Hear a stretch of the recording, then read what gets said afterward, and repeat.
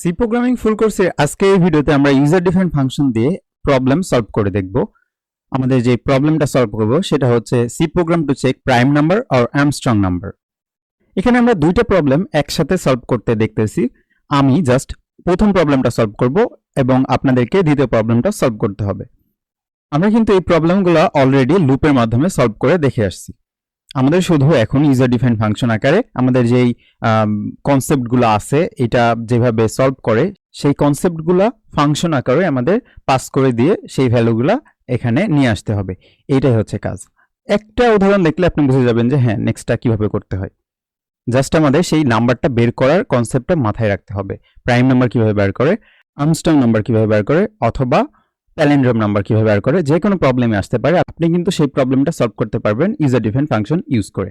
So আজকে আমরা দেখি কিভাবে প্রাইম নাম্বার চেক করতে হয়। অলরেডি কিন্তু এটা আমরা দেখে আসছি যখন ইউজার ডিফাইন্ড ফাংশন করতেছিলাম। ইউজার ডিফাইন্ড ফাংশনের টাইপ যেদিন দেখছিলাম সেদিন কিন্তু আমরা দেখছি যে প্রাইম নাম্বার কিভাবে চেক করে। আজকে আমরা সেটার প্রয়োগ দেখব। সো শুরু করা যাক। আমরা কোড ব্লকস ওপেন করি। আগের কোড সব মুছে দিলাম। এন্ড আমাদের বেসিক যে কোডটা আছে সেটা লিখে নিলাম। এখানে আমি কিছু ভেরিয়েবল ইউজ করব। সো ইন্টিজার টাইপের ভেরিয়েবল হবে। আমরা একটা নাম্বার ইনপুট নিব। সো নাম্বার দিলাম। যেহেতু প্রাইম নাম্বার চেক করব সো একটা ফ্ল্যাগ থাকতে হবে। সো ফ্ল্যাগের ভ্যালু ইকুয়াল টু 0 দিয়ে দিলাম। এতটুকু পর্যন্তই থাকলো। এরপরে আমি ইনপুট নিব। সো প্রিন্টএফ ফাংশন লিখতে হবে। প্রিন্টএফ ফাংশনের ভিতরে আমরা বলে দিলাম যে ইন্টার এ নাম্বার, অর্থাৎ আমি যে নাম্বারটা চেক করতে যাচ্ছি সেই নাম্বারটাই আমরা এখানে লিখব।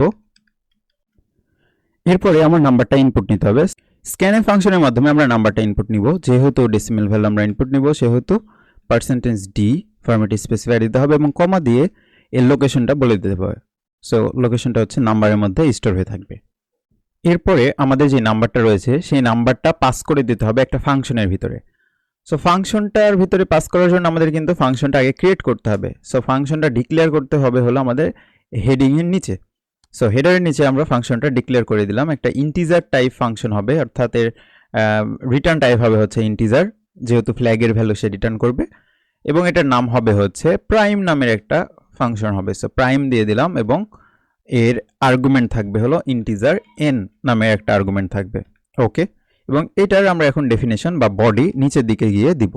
সো ইন্টিজার প্রাইম নামের যেই ফাংশনটা সেটা এবং এর যেই ফর্মাল আর্গুমেন্ট বা ফর্মাল প্যারামিটার আছে সেটা আমরা এখানে লিখে দেব।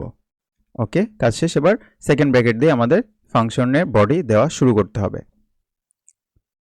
সো এখানে ইন্টিজার n আমাদের ফর্মাল প্যারামিটার, এর মানে বোঝাচ্ছে আমরা এখানে যদি এই ফাংশনটাকে কল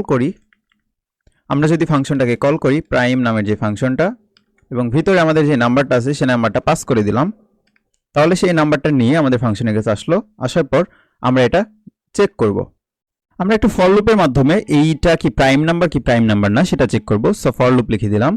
আমাদের ফর লুপটা কাজ করা শুরু করবে হচ্ছে ইন্টিজার ভ্যালু 2 থেকে এর একটা ইনিশিয়াল ভ্যালু i দিয়ে দিলাম এবং এটা কাজ শুরু করবে 2 থেকে।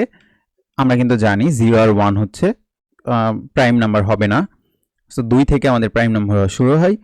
সো 2 থেকে শুরু হলো। এই কনসেপ্টটা যদি আপনাদের ক্লিয়ার না হয় আপনি চাইলে আমাদের প্রাইম নাম্বারের যে ভিডিওটা আছে সেই ভিডিওটা আপনি দেখে আসতে পারেন।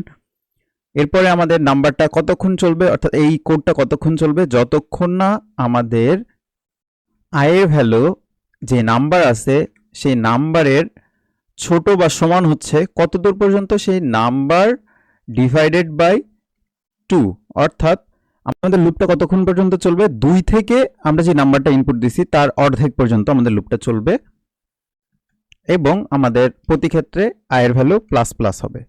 সো আমাদের এখানে একটু মিস্টেক হয়েছে, এটা একটা সেমিকোলন হবে।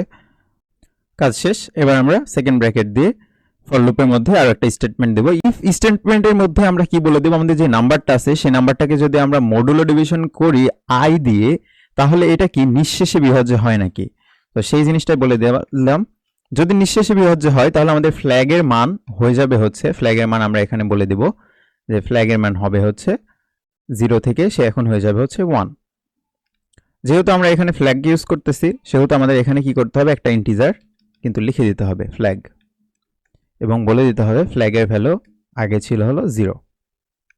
সো যখনই আমাদের এটা নিঃশেষে বিভাজ্য হবে তখন আমরা বলে দিচ্ছি ফ্ল্যাগের ভ্যালু 1 হয়ে যাবে এবং আমাদের লুপটাকে আমরা এখানে ব্রেক করে দেব। যেহেতু আমরা এখানে নিঃশেষ বিভাজ্য একবার প্রমাণ পাচ্ছি, তাহলে আমাদের আর সেটা চেক করার দরকার নাই। সো ব্রেক করে দিলাম। এবার আমরা আমাদের যেই এই রিটার্নটা করে দিব, আমাদের ফ্ল্যাগের ভ্যালুটা রিটার্ন করে দিব। সো সবার শেষে গিয়ে আমরা বলে দিলাম যে রিটার্ন স্টেটমেন্ট লিখব এবং আমাদের ফ্ল্যাগের ভ্যালুটা রিটার্ন করে দিব। সো আমরা আমাদের ফাংশনের মধ্যে কি দেখতে পাচ্ছি, আমাদের ফ্ল্যাগের ভ্যালু সবার প্রথমে 0 ছিল, সেটা যদি নিঃশেষ বিভাজ্য হয় তাহলে 1 হয়ে যাবে। At the end of the day আমরা ফ্ল্যাগের ভ্যালু রিটার্ন করতেছি। সো ফ্ল্যাগের ভ্যালু যে রিটার্ন করলাম সেটা তো এক জায়গায় স্টোর করে রাখতে হবে। সো আমি আমাদের কোডে গিয়ে মেইন ফাংশনের ভিতরে ফ্ল্যাগ ইকুয়াল টু আমরা আমাদের যেই ফাংশনটা আছে সেই ফাংশন থেকে যেই ভ্যালুটা নিয়ে আসতেছি, একটা ইন্টিজার ভ্যালু, হয় 0 নয়তো 1, সেই জিনিসটা এখানে স্টোর করে রাখবো। রাখার পর আমি এখানে গিয়ে আরও একটা স্টেটমেন্ট চালাবো, if else statement. So if এর ভিতরে বলে দিব আমাদের যদি ফ্ল্যাগের ভ্যালু 0 থাকে তাহলে বলে দেবো যে এটা একটা প্রাইম নাম্বার, আর যদি 0 না থাকে তাহলে বলে দেবো এটা একটা প্রাইম নাম্বার না। সো প্রিন্টএফ ফাংশন লিখে দিতে হবে। সো প্রিন্টএফ ফাংশনের ভিতরে আমাদের বলে দিতে হবে যে এটা একটা প্রাইম নাম্বার। আমরা চাইলে %d দিয়েও এটাকে ডিফাইন করতে পারি। সো %d ইজ প্রাইম, কমা দিয়ে এটার যেই লোকেশন সেটা বলে দেব, আমাদের যে নাম্বারটা ইনপুট নিয়েছিলাম সেই নাম্বারটা। আর এটা যদি না ঘটে তাহলে আমাদের এলস ব্লকে ঢুকতে হবে। আমরা আগে এটা কপি করে নিলাম, এরপরে আমরা এলসে আসলাম। এলসে আসার পর আমরা সেটা পেস্ট করে দিলাম এবং বলে দিলাম ইজ নট প্রাইম। কাজ কিন্তু শেষ।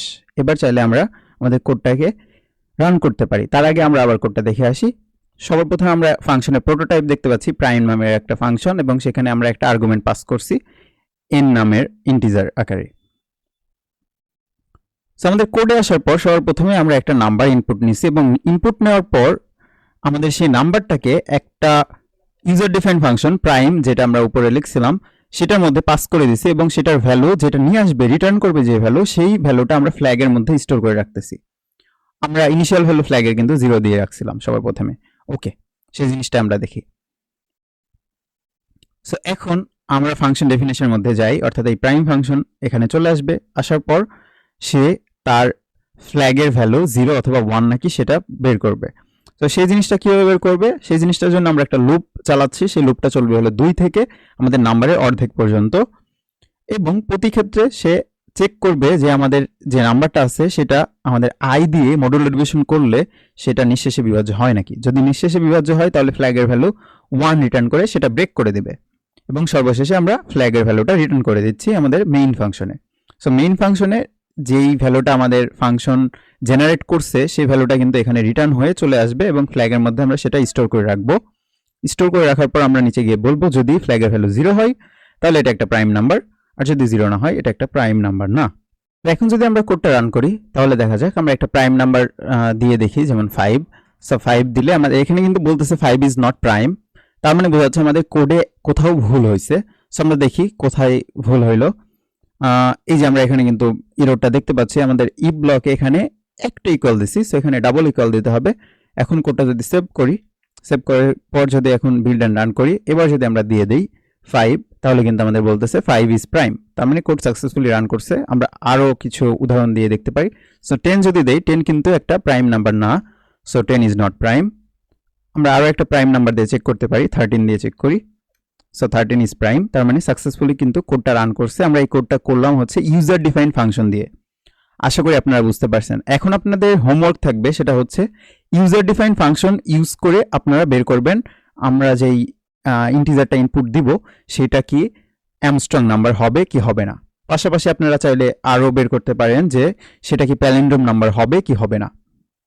আপনাদের কাজ থাকবে যেই হোমওয়ার্কগুলো দিলাম সেগুলো নিজে নিজে করবেন। করার পর আমাদের গ্রুপে আমাকে মেনশন করে আপনি পোস্ট দিবেন, দেওয়ার পর আপনার কমেন্ট বক্সে গিটহাবের রিপোজিটরিটা দিয়ে দিবেন। দেখা হচ্ছে নেক্সট ভিডিওতে। Have fun, take a risk.